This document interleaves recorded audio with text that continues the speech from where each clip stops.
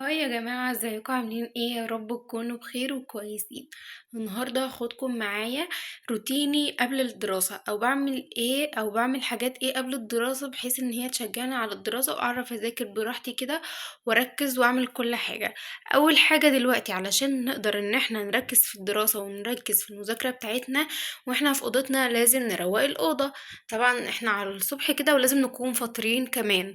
فاحنا فطرنا ويلا بينا بقى ايه، نروق الأوضة بتاعتنا ونظبط كل حاجة ونشوف هنعمل ايه علشان نعرف نركز في المذاكرة بتاعتنا. وانتوا كمان لو عليكم مذاكرة وانتوا مشغلين الفيديو قوموا روقوا اوضتكم زي ما انا هعمل بالظبط، ويعملوا الحاجات اللي انا هعملها عشان تعرفوا تركزوا تركزوا في المذاكرة. وهقولكوا على شوية نصايح حلوة قوي برضو. فيلا بينا. اول حاجة بقى دلوقتي ان انا هرتب الأوضة بتاعتي واخدكم معايا واحدة واحدة وخطوة خطوة.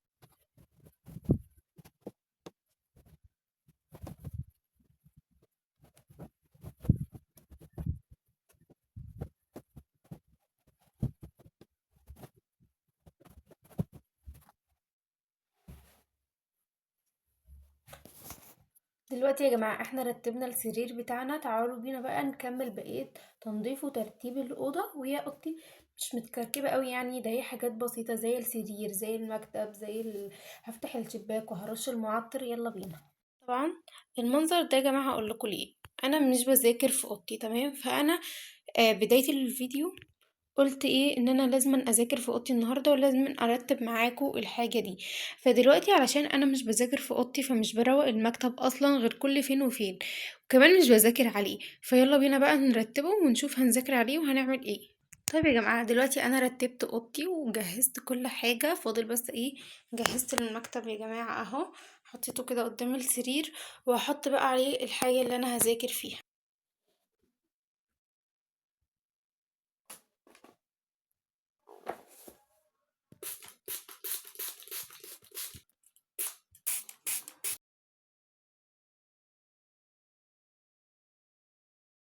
هنا طبعا يا جماعة بقى ايه، جهزت كل حاجة وبديت مذاكرة بقى.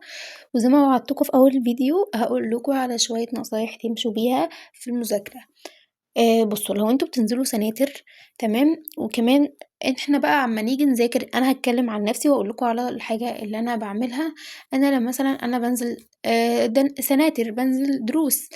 المهم فانا على ما اجي اذاكر الحاجة اللي انا هذاكرها للدرس بتاع الحصة الجاية، فاهمين حاجة؟ اللي هو مثلا انا خدت درس النهاردة فيزياء مثلا يعني، الحصة الجاية مثلا عندي كمان يومين، فهكون نسيت الشرح. فبعمل ايه، بضطر ان انا اشغل او بجيب مدرسين من اليوتيوب بيكون شرحهم حلو قوي برضو، وبيذكروك كمان بالمعلومة، بحيث ان انت لما تيجي تروح الدرس تكون فاكر كل حاجة. يعني هنا اصلا المفروض كنتوا بتقرأوا الحاجة اللي انتوا خدتوها وبعدين بتجيبوا شرح من على النت. مدرسين اليوتيوب بيبقوا حلوين وكويسين جدا. بتجيبوهم بقى ايه، وتبتدوا ان انتوا تتفاعلوا معاهم برضو وتحلوا معاهم وتذاكروا معاهم. بيكون شرحهم حلو قوي. يعني انا عن نفسي بعمل كده.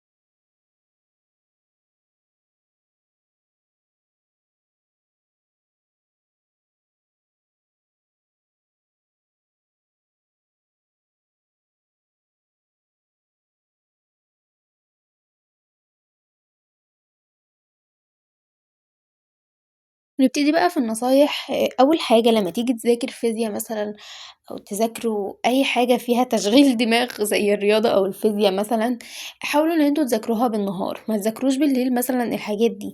يعني أنا عن نفسي بينفع معايا طريقة إن أنا أذاكر رياضة وفيزيا الصبح، ما باعرفش أذاكرها بالليل. وحاولوا كمان إن أنتم تبقوا لو هتجيبوا مدرسين أونلاين وكده من على النت تشتغلوا معاهم في الحصة، يعني مثلًا هُم هييجوا يحلوا مسائل تشتغلوا معاهم، مش هتتفرجوا عليهم بس كده، لأ تشتغلوا معاهم كمان. يعني مثلًا هُم بيحلوا مسألة توقفوا الفيديو على أمّا تشوفي مسألتِك وتحليها وتعمليها. النصيحة اللي بعد كده معايا وهو حاولوا إن أنتم ما تذاكروش على السرير، لإن غصب عنك عقلك بيربط السرير بالراحة، يعني بيربط السرير بالنوم، اللي هو أنت هتيجي على السرير علشان تذاكر هتلاقي نفسك نايم على الكتاب، ودي حاجة حصلت معايا. يعني أنا أمّا كنت أحاول آجي أذاكر على السرير والله العظيم بانعس يا جماعة، وباقوم تاني يوم الصبح ألاقي نفسي على الكتاب على السرير، بتبقى حاجة مش لطيفة يعني لو أنتم ناويين تذاكروا بجد. حاولوا تذاكروا على مكتب أو تقعدوا مثلًا على أرض، إنما ما تذاكروش على السرير، لإن العقل بتاعنا بيربط السرير بالراحة أو بالنوم، فمش هتعرفوا إن أنتم تركّزوا وهتنعسوا أصلًا على الكتاب. ولو أنتم بتتشتتوا بسرعة زيي كده، يعني أنا واحدة لمّا باذاكر باتشتت بأي حاجة، قدامي موبايل، قدامي أي حاجة باتشتت بيها حرفيًا. فكنت أو مثلًا باسرح، أنا ممكن أسرح لو باتفرج على مدرس أونلاين ممكن أسرح، إزاي أحل الحاجة دي؟ كنت سامعة إن إحنا يعني مثلًا حرفيًا كنت سألت ChatGPT من كتر ما أنا باضيّع على نفسي حاجات كتير أوي بإن أنا باسرح لمّا باجي أتفرّج. فلمّا سألت ChatGPT قال لي إن أنا أقدر أحل الحاجة دي بإن أنا مثلًا أكتب ورا المُدرِّس، أشرب مَيّة، فعشان كده أنا جِبت مَيّة في أول الفيديو.